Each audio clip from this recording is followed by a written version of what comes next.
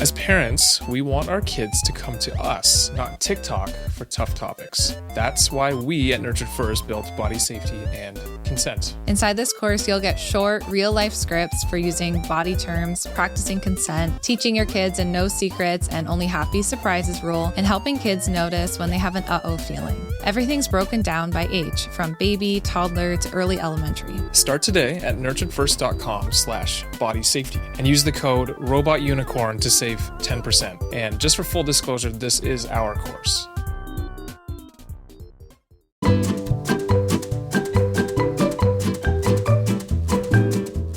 Welcome to Robot Unicorn, hosted by my parents, Jess and Scott. I hope you enjoyed the episode. My question for you today is it ever okay to give in to tantrums? Mm-hmm. Because I feel like we did have that conversation a couple times recently where I felt like we were home all together and you kind of gave in to especially our toddler or 3-year-old, just because you're like, I don't really want to deal with this. Totally. And maybe that was my impression, but that's what it felt like. You were just kind of giving in. 100% what it was. That's accurate. So, is it ever okay? Yeah. Okay, done. Easy. Thanks. Wrap it up. Conversation over. Well. Okay, let's start with yes. First, just explaining quickly or defining quickly what a tantrum is and what giving in actually means. Just don't love the word tantrum, but we talk about it anyway. Why? I don't know. Because I feel like it is just your child being in a state of alarm to the point where they're crying. Okay, but is that word not just kind of defining that though? I guess. What's the point of? Well, because then people go, there's tantrum, there's meltdown, there's this, there's that. Is it a tantrum if they're crying? Like, only if they're crying? Basically, what we're talking about is your child is just getting really upset. Their body is not calm. They might be crying. They might be begging for something. They might be whining. They might be clinging. Their body is alarmed, and they're showing it in all sorts of different ways. And what we call this is a tantrum, right? Most classic presentation is child's crying on the floor because they want something. Or it's the lead up to, if I don't do this, my child's going to start to cry. Yeah. So giving in to a tantrum, what we're talking about is my child's on the floor, they're crying, they want a blue cup, not a pink cup or whatever. Classic example. I mean, it literally happened to me this week. It's also your child wants to sit on your lap while you're eating dinner and you say no because we need to eat, all sit in our own spots and eat on our own plate, especially because you have celiac, so then you don't want to cross-contaminate if there's anything else. And yeah, your child, and if you say no to sitting on your lap, all of a sudden they're going to be crying. It's very likely. So then you're in a position, this is what we're going to talk about today, where you feel like you have to make a choice. Either I, quote unquote, give in to my child's demand, whatever, however silly it is, right? Like, I want to sit on your lap, or I want the blue cup, or I want to stay up for 15 more minutes, or I want whatever. There's a million things that they want. So it's the balance. Do you give in and hope that, okay, now I don't have to deal with all this crying? Or do you hold the boundary and just know that's going to equal this big, long meltdown that you're going to have to now deal with? And this is the struggle of, I would say, most toddler parents. Yep. Including, and not limited to, myself. Yep. I think you give in quite a bit, and that's why you use the air quotes when you said giving in, because I think I give in quite a bit, but I also think I hold the boundaries quite a bit. So I don't think that's really fair. I'm not trying to say you always give in, but you do give in a lot more than I do, I would say. But I also feel like I'm requested a lot more things than you are. You think that's true? I think that's very true. I think there's many times where we're both home. You're kind of doing your own thing. You're in the basement. You're working on your stuff.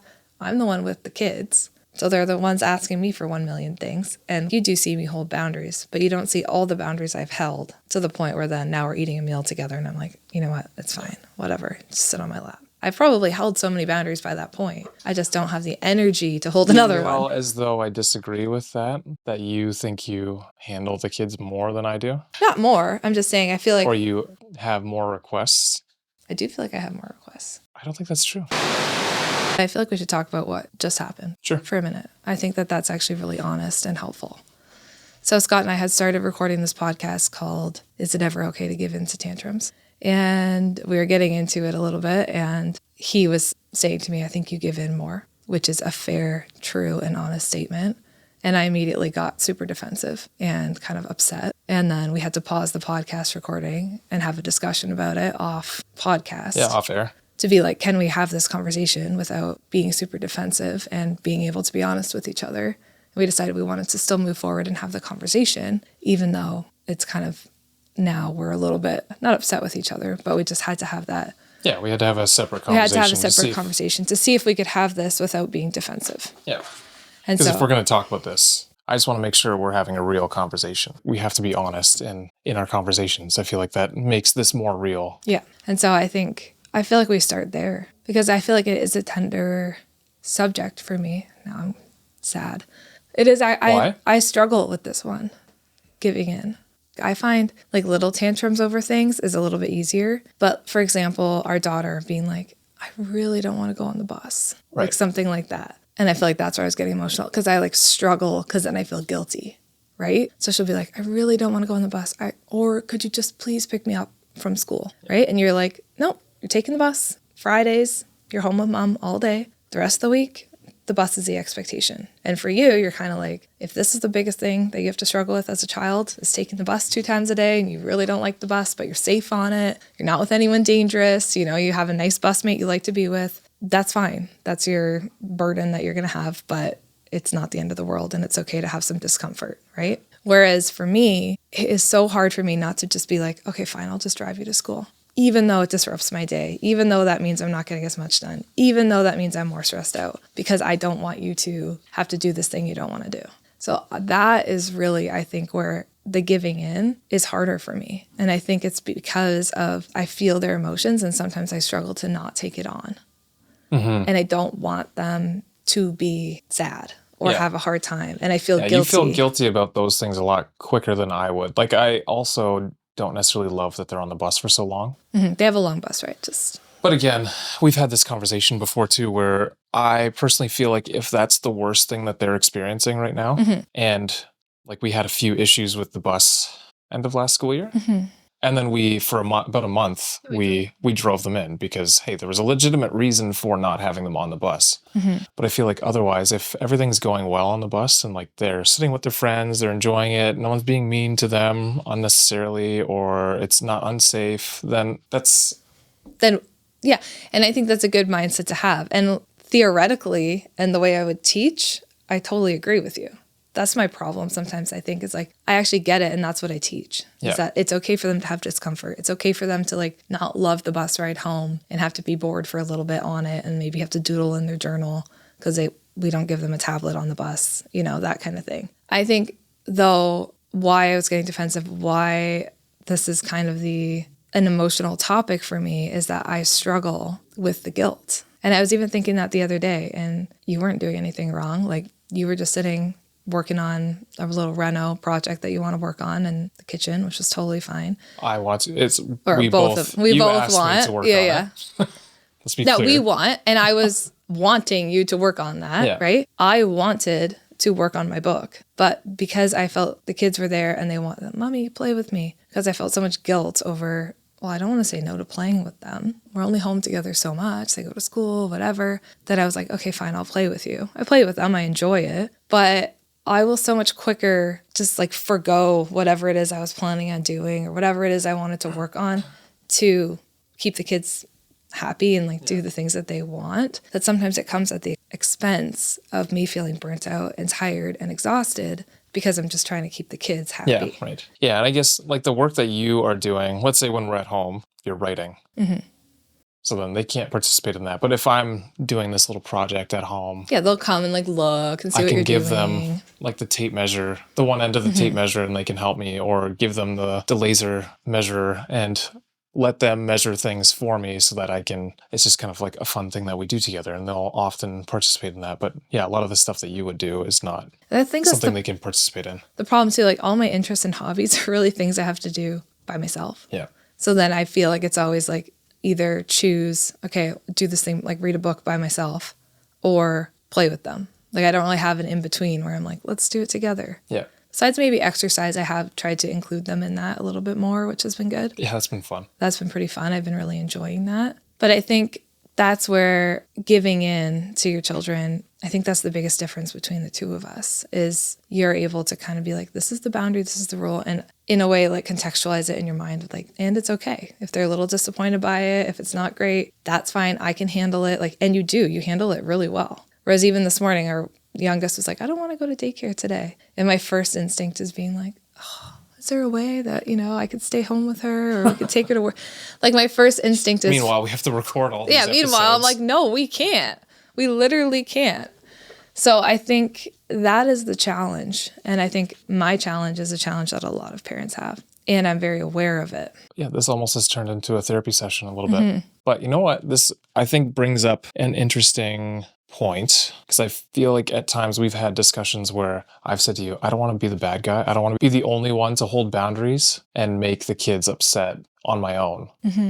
So sometimes I've asked you, like we talk about something, and I think we kind of default to me being the one to say, hey, no, this is not what's going to happen. We have to do Yeah, because they listen right away when you this. say it, because they know you're going to be serious about it. Right. And then it never gives Right? you a chance to actually be that serious person. And I think that's actually led to probably the most disagreements in parenting with us is I've said to you, I feel like I want you to be the one to set this boundary with them. I don't want to have to set all of them and be the bad guy constantly. Yeah. And not that it's even constant. It's just, And not even that they see you as the bad guy. Because No. I feel like when you set a boundary, they're just like, oh, okay. yeah, sometimes. I mean, they're going to, especially the youngest. Not the youngest, the older two.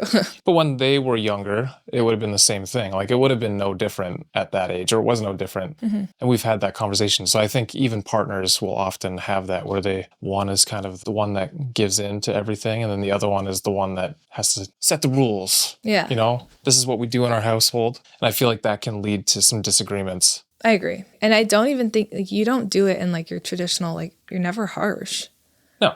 I feel like you're very good. You set the expectation like, okay, you're going on the bus 4 days. On the 5th day, mom will drive. I drive the oldest to school, pick her up from school, and then I spend the day with the 2 youngest kids, right? And you're just like, just is what it is, right? Whereas for me, I think I'm a little easier swayed where I'll be like, yep, that's the expectation. But then, and maybe it's like just being so empathetic or being like, oh, I can really get into your mindset. I think it's more about the guilt because they will be sad, obviously, about it. I feel like guilt works on you. It works too well on me. Yeah. Because then for my middle will be like, oh, mommy, though, like, it's just such a long bus ride. And my favorite part of the day is when I sit on the bus on the way home and I think about seeing you and whatever. And That's probably true, too. and it's true, but then it gets my heart. And then I'm like, Yeah. okay, fine. Like, it's not even that I don't want you to feel that way. It's just like, I feel bad that you feel that way. So now I'm going to go pick you up. But what I know about myself is when I get in that way and then I start feeling so much guilt over it, I burn myself out so hard. Yeah. And it's not healthy for the whole family as a whole. So even this morning, like, the one was like saying, oh, please, please, please drive me in. And sure, I probably could have made it work. But I was like, you know what? No, like, you've got to go on the bus today. And that was like hard for me to hold that boundary. But I'm like, I know I have to, because as soon as one day I'm like, no, that's fine, I'll drive you in. Then I just know that usually escalates to like every single day. Yeah. And then now I'm late to work and I'm late to other drop off. And it's just a whole thing. Well, it's not even that. It's more, they know it's more of a possibility. Like, to be honest, I was actually thinking of bringing them in tomorrow, driving them to school tomorrow, because my schedule kind of allows for it. So it's more of, hey, it actually doesn't put my day out at all to bring them to school. Right. So I can do that. If anything, I might actually get to work earlier by doing it. So I was kind of thinking of, hey, you're going to record a podcast in Toronto. I might just bring them to school and then they can come back home on the bus. And then the next day you'll drop the oldest off and pick her up. And Yeah. but kind of like without them being the ones to lead us to that decision. Right. You're anticipating that they already want that. So you're just Yeah. going to let them know before it's like they're crying and asking for it. Yeah. And so I guess, like, to go back to the original question of the podcast, like, is it ever okay to give into tantrums? Like, I think we're talking about more than just tantrums here. Like, we're just talking about boundaries. I feel like more so. Like, is it okay to change your boundary? I feel like that's more what we're asking. Which I guess, have we had an episode on that? Not specifically that topic. But I actually feel like that's more of the question. Is it okay to change your boundary partway through? And I do think that sometimes the answer is yes. And I will say the times when I've done this effectively for myself is I've realized my boundary is just kind of ridiculous. Yeah. And I think all parents have done that, where you're like even just small little things, right? Where you're like, okay, this is actually not really a necessary boundary. You say an arbitrary no to something that really, why would you have said that? And I noticed that, especially with our older kids, they'll be like, well, and then like list 10 reasons why my boundary doesn't actually make any sense. And I'm like, yeah, you're kind of right. That was just me trying to exert some power and control here. And then you have to check your ego and be like, honestly, okay. I kind of love it that they push back on a lot of those things. And honestly, if they push back and it's valid, then I'm like, okay, sure, that makes sense. Like, at what point is it manipulation on their end? Is it ever or not ever manipulation? Using tantrums to get what they want? I know you're probably going to say you don't like that word. Well, I don't. But I don't think it's manipulation, and it's just the best way that they know to get what they want, right? Okay, so then it's not like an adult who's like, I know that if I play the victim in this situation and cry, everyone will feel bad for me and I won't be held responsible for my behavior. Right. You know what I mean? That's manipulation. Toddlers doesn't have complex thinking. They're just like, this is the only way I know. Ah! So then is the reinforcement concern, is that a real concern? Yes. So let me take off my guilt-ridden mother hat for a minute and talk about what I know to be true as a therapist, is that we do want to be mindful of the boundaries that we set and ask ourselves, this is the ideal, am I willing to hold this? Does this boundary make sense? And is this boundary something that eventually I hope my child will be able to kind of set for themselves? Because if we're constantly setting boundaries and then giving into them or changing them, or, your child pushes back just enough and then you're like, okay, fine, never mind, whatever you want, you are reinforcing in a way that, hey, if I cry for this long, then she'll change her mind. Or if I use the guilt trip, then that'll definitely work and she'll give in. Mm-hmm. Right? So you are, and I am, in a way, teaching our kids that, hey, if you guilt me, I'll probably change my mind. Now, are they intentionally noticing that pattern? Probably not. Maybe the oldest is. She definitely is. But she'll joke about it. She actually is very good. She doesn't really do that. Well, she does with me. So I would say I give in to her the most when she's like, Dad, can I stay up a little bit later? Yes. And we play a little bit of Switch together? That's actually true. I hold firmer boundaries with our oldest than you do. Yeah. So you have it easier with the younger two, and and our oldest too, but I feel like specifically that scenario where you're probably writing or something like that. You're off. I'm off doing my own thing. The kids we've put the younger two to bed. You're doing your own thing. And then she asked me, Dad, can I please stay up a little bit longer and we play like 1 or 2 rounds of Mario Kart? And 40 minutes later, you guys are still playing. Yeah, exactly. Yeah. Anyway, I do think that is an important thing for parents. And I think that's where you are effective, is for the most part, if you say something to the kids, you're sticking to it, right? And if you want to change direction, then you lead that. Yeah. You don't wait until they are like crying. I try to have a good reason for the boundary to begin with. Right. So I feel like that's where you are quite effective. And then actually what I do notice is they really respect your boundaries. Like when you say, this is the rule, this is what's going to happen. Hey, we're all going to bed early tonight, or whatever it is.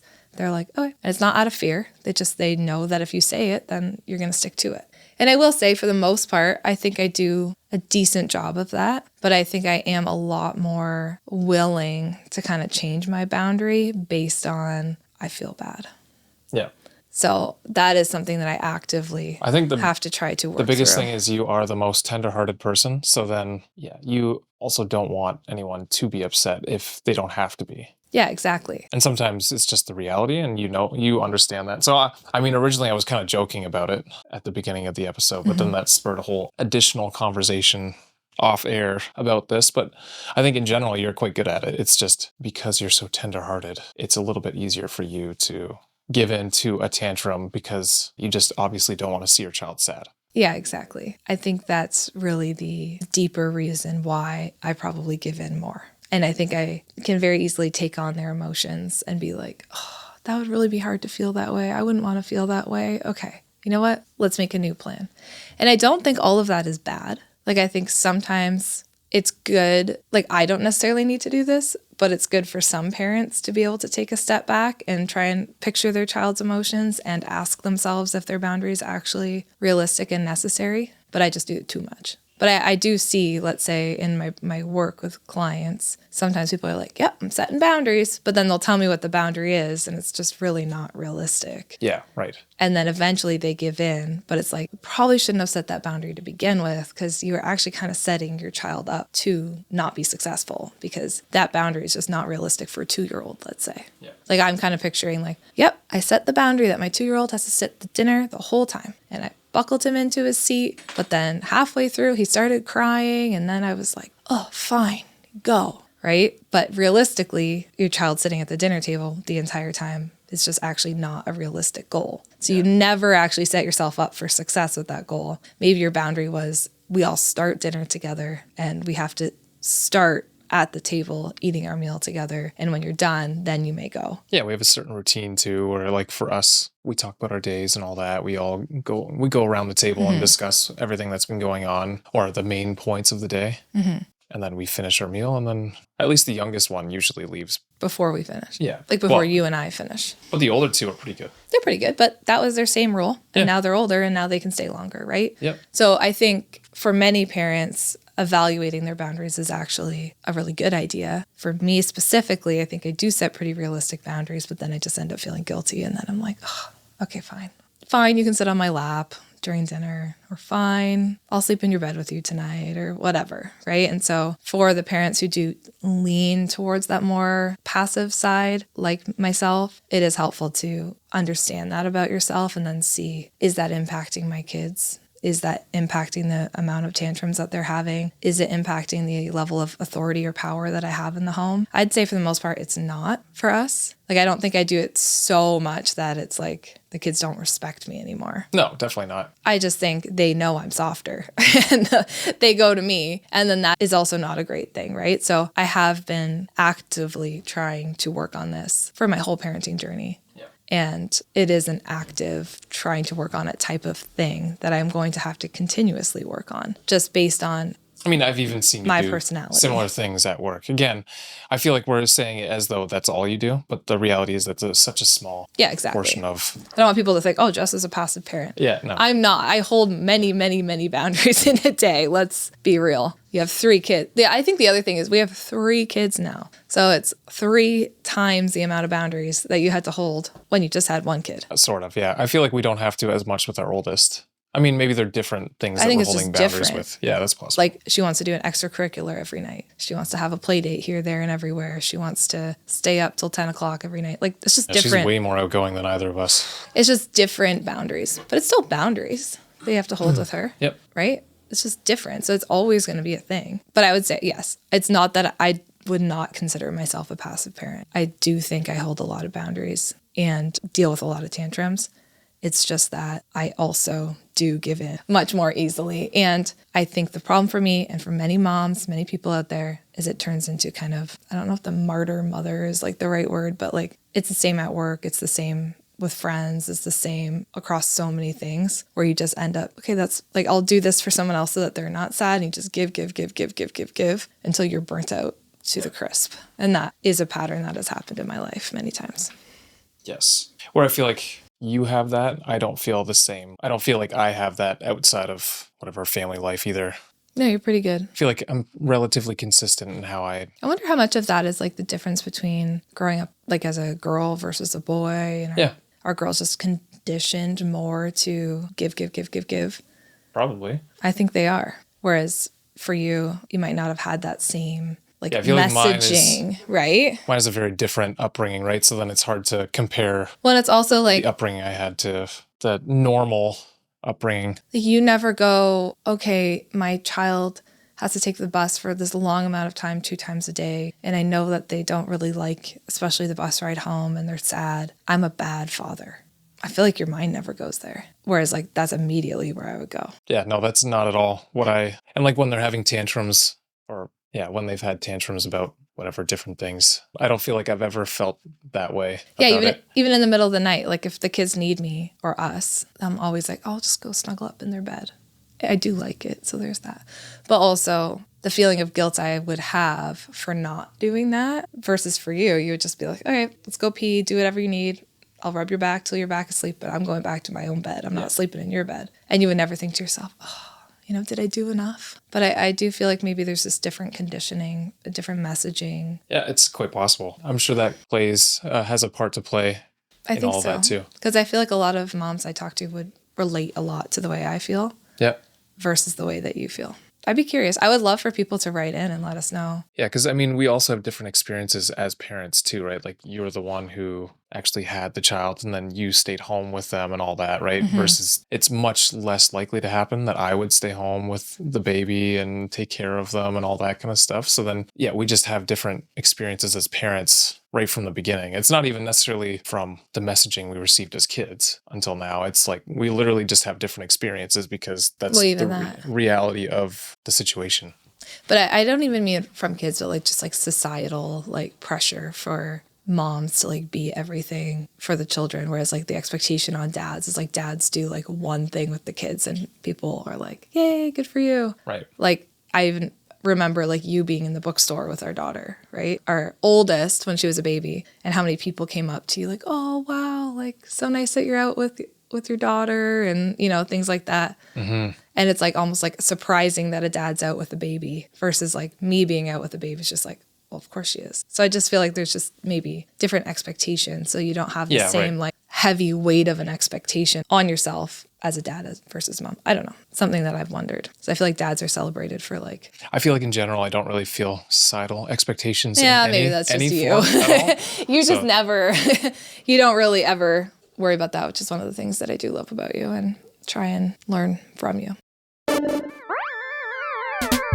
Hey friends, so at pickup last week, our daughter asked Scott a truly kind of tricky question in front of her younger siblings. Scott was telling me that when he heard a question like this, he used to panic, but this time he had a plan. And he said to our daughter, thank you for asking. Let's talk tonight when we've got privacy. And that's a line that he learned straight from our new body safety and consent course at Nurture First. So this new body safety and consent course is taught by me. So Jess, if you listen to this podcast, you know me. I'm a child therapist and a mom of 3, and I have taught body safety and consent education for years. This course takes all my years of experience teaching this education and gives you calm, age-appropriate language for body parts, consent, and boundaries. You'll learn how to teach your kids that no means no. You'll learn how to teach them to read facial cues. You'll talk about safe and unsafe touch, and you'll even teach them about their uh-oh feeling. There's guidance inside this course for the real life stuff, like tickling that goes too far, and even the difference between a secret and a surprise. We made this course at Nurture First because research shows that body safety education helps kids speak up sooner, and we want that for our family, for Scott and I, but also for you. So check the course out at nurturedfirst.com/bodysafety, and to save 10%, use the code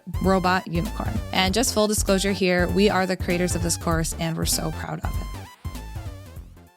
So can we answer the question again from your perspective? I feel like I've answered it from mine. Is it ever okay to give in to tantrum? Well, I mean, yeah, obviously, I think it is. Because I think, especially when we are tired as parents, or let's be real, most parents are tired. Yeah, it's like a perpetual tiredness. Yeah. We're tired for maybe multiple decades until we're not.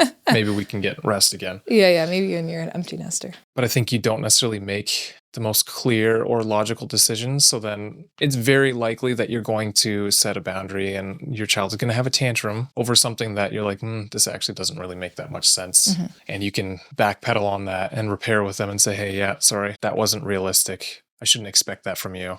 And even if it's after the fact too, like you've held it and then you just repair afterwards and say, you know what, that actually wasn't a realistic fair for you. I feel like I've done that many times. You've done that. Yeah. There's just moments where you're in the heat of the moment and you just think, this is the boundary I'm going to set. And whether that's like a boundary that you had as a kid and you're like, you need to now do this. And then later you reflect and you're like, well, that wasn't really fair. I don't know why I expected that of them.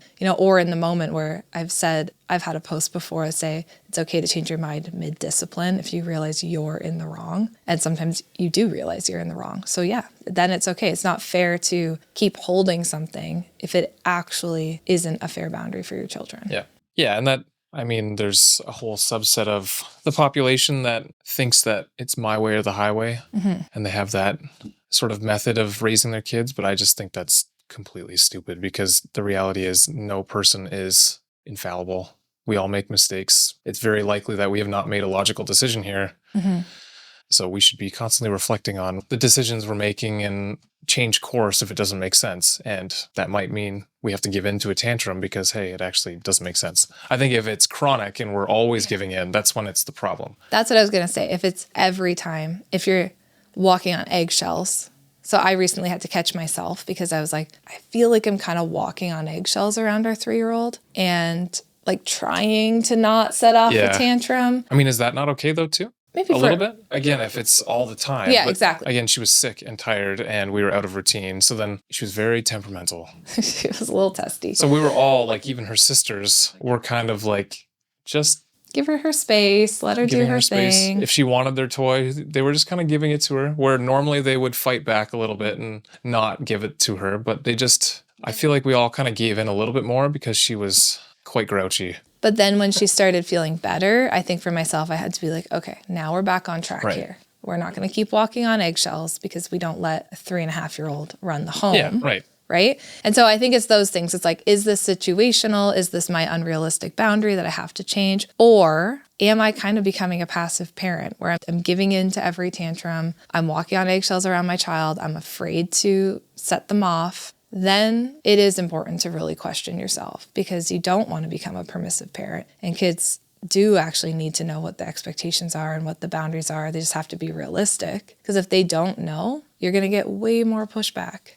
Even like the bus thing, or the expectation is like you're going to daycare 4 days a week. That is what it is. We were working during that time. If every time she wanted to stay home, we're like, I actually gave in to my desire to be like, oh, fine, you can stay home. You can come to the office with me. Well, now she's learning that I don't trust my own boundary and she's going to push it every single day. So there is a place in time where you do have to have your realistic boundaries and be able to hold them, especially the big ones. Yeah. Otherwise, you will get constant pushback and that's going to be hard. Okay, 2 last things. One, I feel like we should mention that some children are more sensitive as well. So I think that can lead to just more persistent tantrums and meltdowns just because of that fact. Because I think we saw that with our middle. She's a little bit more sensitive to just everything in general. Yeah. Like even this morning, you can't see it on the camera, but just put some cover up on her nose because there's something growing on there. And a little pimple on my nose, okay? Apparently our I'm middle 13. daughter was quite disgusted by it, even though it's the time, like I could barely see it to begin with. That's so funny. But I feel like we had more tantrums with her and we figured that out because we realized, hey, this girl's actually maybe a little bit more sensitive to just everything in general. And then you realize that your boundaries aren't actually fair. Yeah, right. Like, for example, like I would set out her clothes and be like, this is what you have to wear today. And she'd have a huge tantrum about it. And I'd be like, I have to hold my boundary. So no, you have to wear this. Well, later you realize when she has words to describe it, the clothes feel terrible. They're scratchy. There's really only like one kind of pants that work for her, one kind of socks that work, one kind of underwear that works. And so you realize, oh shoot, I was trying to hold a boundary that's actually not fair to hold for a sensitive child who's very particular about what kind of clothes she wears. Meanwhile, I'm pretty much the exact same way. Yeah. I have one type of underwear that I like. I've tried a bunch of We other should get ones. them to sponsor us. I know, eh?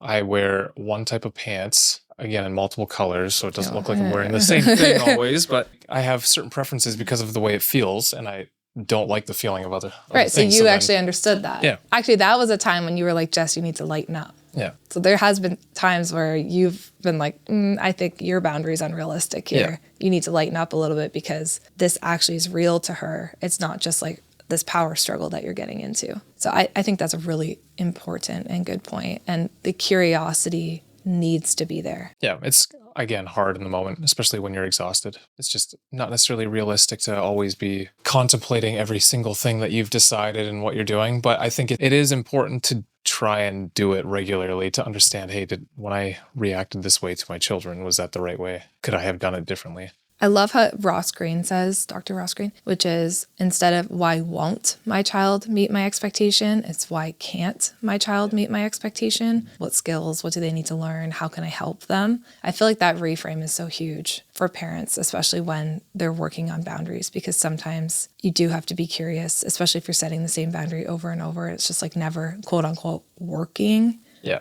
It's like, why can't? Why can't they meet this expectation? Why do I feel like I always have to shift my boundary? And that can help you understand if it's realistic or not. Yeah, I think that's a good quote. Okay, my last thing. Yeah. It's kind of related, but sort of. All right, I'll just ask. Just say it. So I was thinking, because the girls are all going back to school again and everything, and two of them stay home on Fridays with you. I know you don't love sticker charts or anything like that, but I was wondering if it would actually make sense for them to have like a little sticker chart or something where they can like X out the days that they're actually going to school and then see like, hey, this is the day you're staying home. Because I feel like as a kid, weeks would feel like they took forever. Yeah. So then you don't actually feel like That's not a sticker chart that I don't like. It's like for reward. For a behavior. Yeah. Oh, okay. For saying, hey, you said good, whatever. It's more of a calendar, I guess, than. It's a visual aid. I love a visual. I actually think that's a fantastic idea. But I was thinking. You just put a calendar up. We have a calendar at home. No, I know, but I felt like it needed to be simpler. Like we have the 5 work days or 5 school days. And for us, we have that last day is when 2 of them are home with you. And they can every day put something on there to say like, hey, I'm actually accomplishing this and I'm getting closer to that day where I get to be home and then I'm home for the weekend. I love that idea. Because I feel like otherwise it must feel like it takes forever. Yeah, there's no concept of time. This is kind of a tangent though. It's not really about giving into tantrums, but I guess it is about proactive support. Yeah, it's proactive because I will bet you anything tonight we will have something from our middle or tomorrow from our middle and youngest about taking the bus and going to preschool. Mm-hmm. Versus if we can show like, hey, this is the last day. Yeah. And then you get tomorrow to be home for a long weekend. Love it. And you do that I feel like then you don't even have to get to that tantrum part as often because you've set a system up in place to like show, and it's very simple. And you just take it all off, and then the next week you put them up again, and they know. Okay, 2 things to that. 1, I just suggested that to a client a few days ago, which obviously I never told you about. Oh yeah. So it's just funny. Sweet. Because I'm like, students become the master once again. It's so funny because like I know all these things and I do it with my clients, but then like we were saying, sometimes in your own house, you're just a mom, right? Yeah. You're not therapist Jess, you're a mom who has her own stuff that she has to work through. So then you forget to use your own tools sometimes. Although I do use them all the time, like a lot of the time, but there's just things I forget that I'm like, oh yeah, that would actually be really helpful for our kids too. So that's the first thing. And I love that. Let's definitely do that. The second thing is I'm glad we restarted this conversation and had it again.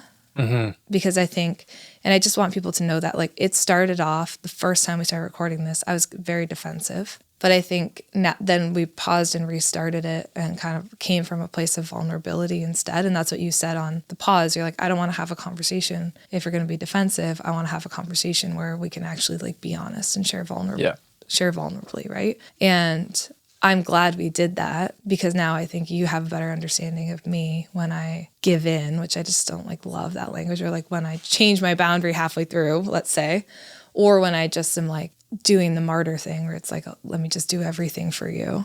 Yeah. And to the point where I'm exhausted. I think you'll have a better understanding of that and be like, Jess, you don't have to feel guilty. It's okay. Right. Just like that reminder, which you already say, but just knowing that. And then I do want to say for the parents who feel the way I feel and struggle with it, something that has really helped me not to people please with my kids or to like let guilt and shame run my parenting is like, would I want my children when they become mothers, if they do, to do all of those things for their children and burn themselves out? Because I'm really setting the model, right? And I don't want them to become moms and be like, wow, my mom worked a full-time job and she did this and she did this and she never did anything for herself when she was home. All she ever did was play with us all day long. Holy, I can't meet that. I can't do that, right? And then they feel bad as moms because I've never showed them that actually burns you out and makes you exhausted and is really difficult. Do you feel like you feel the same pressure, like based on how your mom raised you, to be similar to how your mom is, though? My mom was fantastic. And I think part of it is I was raised with the stay-at-home mom who was always there. Yeah. And true. Okay. Yeah, and I do feel that pressure to do all the things that a stay-at-home mom does while working 2 full-time jobs, basically. So yeah, I would say, and it's not that she ever put that pressure on me, but I loved having a childhood with a mom who was at home. And so I try to give the girls as much as I can the feeling of having a mom who's always around and always there, while at the same time trying to work full time. Yeah. And so, yes, I would say that is just a self-inflicted pressure. Even my own mother is like, Jess, you do too much, like simmer down. So it actually doesn't come from her, but it is more like my own thing I am actively working through. But hopefully sharing that honestly will help someone who's listening to this as well. Yeah. Well, I think it ended up being a good conversation. Agreed. I'm glad we can sit in the discomfort. Great. Well, thank you all for listening, and let us know if you can resonate with anything that was in this episode. Hopefully there was something useful in there. I feel like we covered a lot, and not even necessarily all we wanted to cover, but Classic. classic. All right. We'll talk to you guys soon.